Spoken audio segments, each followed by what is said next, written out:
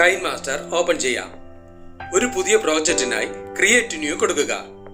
ഇവയിൽ നിന്നും 9:16 എന്ന ഈ ആസ്പെക്ട് റേഷ്യോ സെലക്ട് ചെയ്ത് ക്രിയേറ്റ് കൊടുക്കുക. നിങ്ങളുടെ ഇമേജ് ഫോൾഡറിൽ നിന്നും വീഡിയോയ്ക്ക് വേണ്ട ഇമേജ് ഓപ്പൺ ചെയ്യുക. പാൻ ആൻഡ് സൂം ഇവിടെ ക്ലിക്ക് ചെയ്യുക.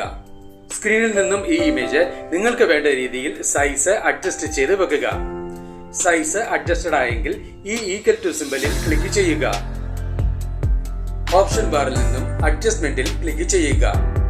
സാച്ചുറേഷൻ ഇവിടെ ക്ലിക്ക് ചെയ്ത് സാച്ചുറേഷൻ ലെവൽ ഒരൽപ്പം കൂട്ടി വെക്കുക.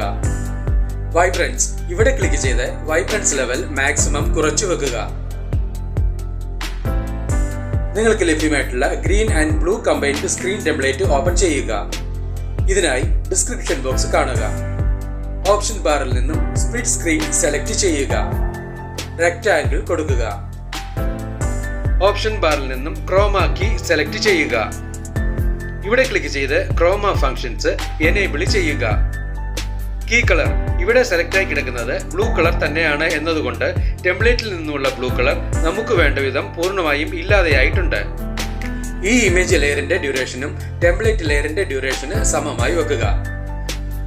എഡിറ്റിംഗിന്റെ ആദ്യഘട്ടം കഴിഞ്ഞിട്ടുണ്ട്. ഈ പ്രോജക്റ്റ് എക്സ്പോർട്ട് ചെയ്യുന്നതിനായി ഇവിടെ ക്ലിക്ക് ചെയ്യുക. സേവ് ആസ് വീഡിയോ കൊടുക്കുക.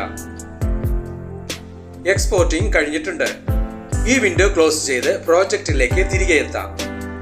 ടൈം ലൈനിൽ നിന്നും ടെംപ്ലേറ്റ് ലെയർ ഡിലീറ്റ് ചെയ്ത് കളയുക. ഇമേജ് ലെയറിൽ ക്ലിക്ക് ചെയ്യുക. അഡ്ജസ്റ്റ്മെന്റ് സെലക്ട് ചെയ്യുക. സാച്ചുറേഷൻ ഇവിടെ ക്ലിക്ക് ചെയ്ത് സാച്ചുറേഷൻ ലെവൽ കഴിവതും പഴയ നിലയിലേക്ക് തന്നെ കൊണ്ടുവരിക.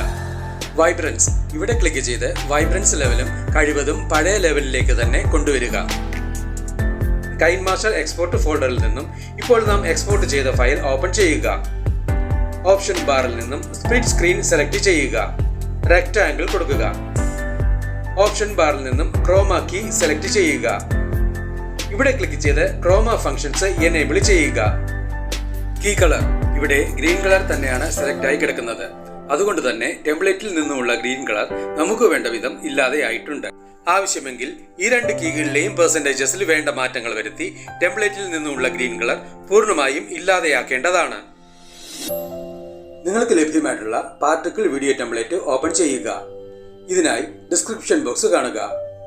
ഓപ്ഷൻ ബാറിൽ നിന്നും സ്പ്ലിറ്റ് സ്ക്രീൻ സെലക്ട് ചെയ്യുക. റെക്ടാങ്കിൾ കൊടുക്കുക. ഓപ്ഷൻ ബാറിൽ നിന്നും ബ്ലെൻഡിംഗ് സെലക്ട് ചെയ്യുക. ഇവയിൽ നിന്നും ബ്ലെൻഡിംഗ് ഒപ്പാസിറ്റിയായി സ്ക്രീൻ സെലക്ട് ചെയ്യുക. വീഡിയോയ്ക്ക് വേണ്ട ഒരു ബോർഡർ ലൈൻ ഇമേജ് ഓപ്പൺ ചെയ്യുക. ഇതിനായി ഡിസ്ക്രിപ്ഷൻ ബോക്സ് കാണുക. സ്പ്ലിറ്റ് സ്ക്രീൻ സെലക്ട് ചെയ്യുക. റെക്ടാങ്കിൾ കൊടുക്കുക. ഇവിടെ നിന്നും ഈ ലെയറിന്റെ ഡ്യൂറേഷനും ടെംപ്ലേറ്റ് ലെയറിന്റെ ഡ്യൂറേഷന് സമമായി വെക്കുക.